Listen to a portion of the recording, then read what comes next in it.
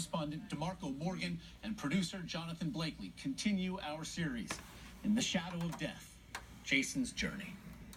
Over the past 3 days, what's in your system? Like, what have I done? Yeah. Heroin, Klonopin, Xanax, cocaine, crack. We met Jason Emerald the day before he entered rehab. I just did some heroin and I'm very, very high. He was on a drug binge. It lasted all day and into the night. There you go, sir.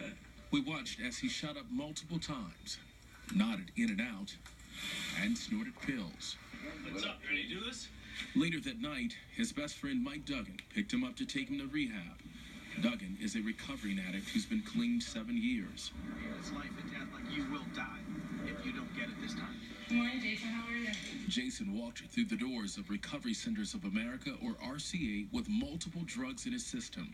He was visibly uncomfortable as he turned over the pills he had stashed in his backpack, but said he was determined to get clean. If I want a family, I'm going to have to realize I cannot use heroin. Like, there's no functioning heroin addict. You know what I mean? I'm going to have to want a family and a job and a life more than I want to use heroin. During 4 weeks at RCA, Jason was slowly weaned off opioids.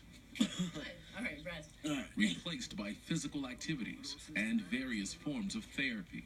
I'm never going to overdose. My brother won't overdose. The program at RCA usually costs $25,000, but his friend Mike Duggan partnered with the Arlington, Massachusetts Police Department to get him into RCA on scholarship. But for many people, finding help isn't easy. So I'm trying to get into a detox. People like Jason's brother, Andrew, who is also a heroin addict. I'm calling to see if there's any male detox beds available. While Jason was in rehab, we found Andrew dialing to get in to any place, Please leave your name, number, and a brief message. anywhere for detox, Why they never pick up? with no luck. This is red. And between calls, he continued to shoot up. In Massachusetts, it takes an average of 19 days before an addict can actually start a rehab program. Sometimes it can take up to 10 weeks.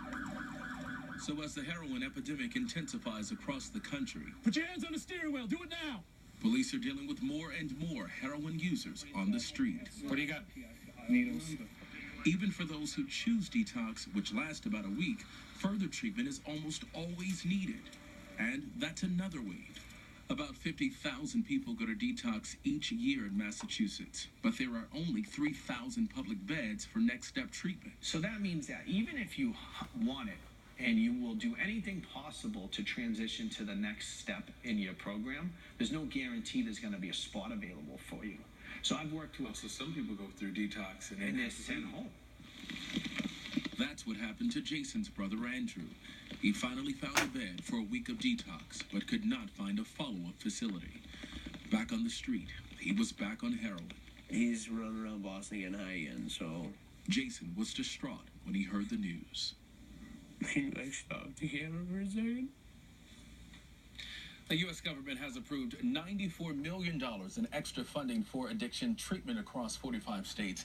In our next segment, we'll update you on Jason's progress out of rehab. Josh? Marco, this story gets no easier to watch, but it is vital reporting that you and Jonathan have done. Thank you for it. Thank you. And we've posted more about Jason's journey and places to find help for addiction on our website at cbsnews.com. And we'll be right back.